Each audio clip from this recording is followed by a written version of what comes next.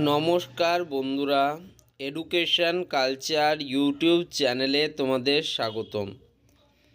তো আজকে আমি তোমাদের একটা বহু প্রত্যাশিত প্রশ্নের উত্তর দিতে চলেছি, যে প্রশ্নটা তোমরা প্রায় প্রত্যেকটা স্টুডেন্ট কখনো না কখনো কোনো না কোনোভাবে করেছো। যে দাদা, এই যে ডিপ্লোমা বা পলিটেকনিক বা যে এক্সামিনেশান, তার পাস মার্কস কত? এবং এই প্রশ্নটার উত্তর আমি বারে বারে দিয়েছি যে AICTE বা all India council of technical এডুকেশনের আন্ডারে প্রায় সমস্ত পলিটেকনিক, বিটেক, ITI সমস্ত কলেজের যে পাসিং মার্কস সেটা হচ্ছে 40%। যদি আমরা সেই হিসেবে দেখি, তাহলে যেহেতু তোমাদের 100 নাম্বারের এক্সাম, তাহলে তোমরা অনায়াসেই বলবে যে দাদা 100-র 40% মানে 100-তে 40 পেলে পাস। তবে আমি তোমাদের একটু জানিয়ে দিই, AICTEর যে মেন পোর্টাল, সেখানে লেখা আছে 40% in internal and 40% in external. সেক্ষেত্রে তোমাদের যে 40 মার্কসের ইন্টারনাল এক্সামিনেশন হয়, সেখানে তোমাকে পেতে হবে 4×4=16, এবং তোমাদের যে এক্সটার্নাল এক্সামিনেশান, সেখানে তোমাদের পেতে হবে 4×6=24। সেক্ষেত্রে 16 + 24 = 40। আবার অনেকে বলছে যে দাদা, ধরো আমি ইন্টারনালে 22 পেয়েছি এবং এক্সটার্নালে আমি 18 পেলাম, তাহলে 22 + 18 তবেও তো 40 হচ্ছে, মানে আমার ওভারঅল তো আমি 40 মার্কস পেয়েছি, তবুও আমাকে কিন্তু পাস করানো হয়নি, আমাকে সাপ্লি দিয়ে দেওয়া হয়েছে। এমন ঘটনা কিন্তু প্রচুর স্টুডেন্টের সাথে অতীতে বহুবার ঘটেছে। এবং বর্তমানে যদি আমরা দেখি, বিভিন্ন সোশ্যাল মিডিয়া বা বিভিন্ন ক্ষেত্রে আমাদের পাসিং মার্কস নিয়ে কিন্তু একটা ধোঁয়াশা থেকেই গেছে, যে আমাদের 18তে পাস না 24-এ পাস, এক্সটার্নালের কথা বলছি। তো দেখো, সত্যি বলতে গেলে এই প্রশ্নটাই কিন্তু সঠিক নয়, বা এর উত্তরটা সবসময় ধোঁয়াশার মধ্যে থাকবে। তার কারণ দেখো, প্রিভিয়াস ইয়ারগুলোতে আমরা দেখেছি যে 18-র ওপরে নম্বর পেয়ে অনেক স্টুডেন্ট পাস করে গেছে। আবার কিছু কিছু স্টুডেন্ট 21-22 পেয়েও কিন্তু পাস করেনি, তাদের ব্যাক বা সাপ্লি দেখিয়েছে।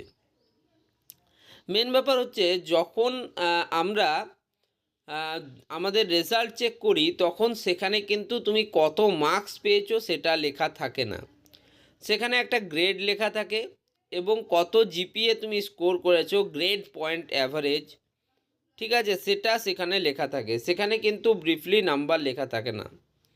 তবে কোনো কোনো সেমিস্টারের ক্ষেত্রে যখন প্রবলেমেটিক সিচুয়েশান তৈরি হয়, তখন কিন্তু মার্কস দেখানো হয়।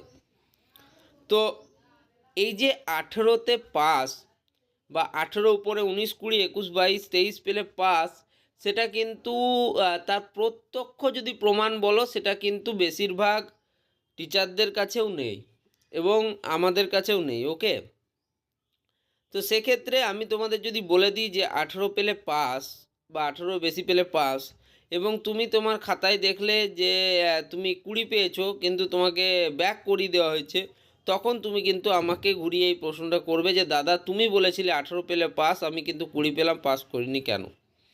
এর ফলে কি হচ্ছে বলো তো, এটা নিয়ে না কোনো দিন স্টেট কাউন্সিল কোনো নির্দেশিকা জারি করেছে, না আলাদাভাবে AICTE প্রত্যেকটা ক্ষেত্রে এটা বিশেষভাবে আলোচনা হয়েছে, এমনটা কিন্তু হয়নি। ফলে আমি সবসময়ই তোমাদেরকে বলি যে দেখো, তোমরা ধরে রাখবে, যেহেতু স্ট্যান্ডার্ড 24 পেলে তুমি পাস করবে, কেউ তোমার পাস করা আটকাতে পারবে না। তো সেক্ষেত্রে আমি বলি যে মোটামুটি তুমি 24 পাওয়ার চেষ্টা করো, তাতে কিন্তু তোমার এই যে 18 থেকে 24-এর মধ্যে পেলে যে পাস করবে, তার যে সম্ভাবনার থেকে 24 পেয়ে যদি তুমি পরীক্ষায় পাস করো, তাহলে সেটা কিন্তু তোমাকে অনেক সুবিধা দেবে।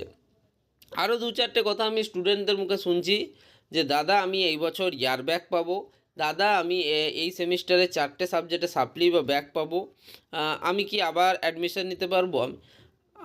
আমি তোমাকে একটা প্রশ্ন বলি, একটা ছোট্ট একটা কথা বলি, তুমি পড়াশুনো করনি, তাই তুমি ব্যাক বা সাপ্লি পাচ্ছ।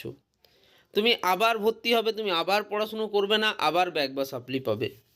তোমার এই যে মনোভাব যে আমি ফেল করে গেলে আমি আবার অ্যাডমিশান নেব, আবার আমি শুরু থেকে শুরু করব, এই মনোভাবটাই তোমাকে কিন্তু চেঞ্জ করতে হবে। তোমাদের কাছে কিন্তু 4.5 মাস সময়টাও পাস করার জন্য যথেষ্ট। ওকে, 90% নাম্বার পাওয়া হয়তো কঠিন হয়ে যাবে, কিন্তু পাস করার জন্য 4.5 মাস সময়টা যথেষ্ট সময়। এই সময়টা যদি একটু তোমরা কাজে লাগাও, খুব সহজেই তোমরা খুব ভালো মার্কস স্কোর করতে পারবে। তাছাড়া তোমরা এখন কিন্তু এমসিকিউ এর সুবিধা পাচ্ছ, যেটা কিন্তু আগে অতটা ছিল না। কয়েকটা সেমিস্টারে এমসিকিউ এর কনসেপ্টই তুলে দেওয়া হয়েছিল, ঠিক আছে? তো সেক্ষেত্রে এই বিষয়গুলো একটু ভাবো এবং সবসময় পাস মার্কসটাকে 24 ধরে চলো। যদি 2-1 নাম্বার কমে যায়, যদি কোনো ভালো টিচার খাতা চেক করেন, তাহলে তিনি যদি পাস করিয়ে দেন সেটা অন্য কথা। বাকি আমি ধরবো যে তোমরা 24 পাওয়ার চেষ্টা করো। 24 পেলে তুমি পাস করবে, কেউ পাস করা আটকাতে পারবে না, তখন তোমার মনে এই প্রশ্নগুলোও আসবে না। ঠিক আছে, তো এই ভিডিওটা এখানেই শেষ করলাম। ধন্যবাদ।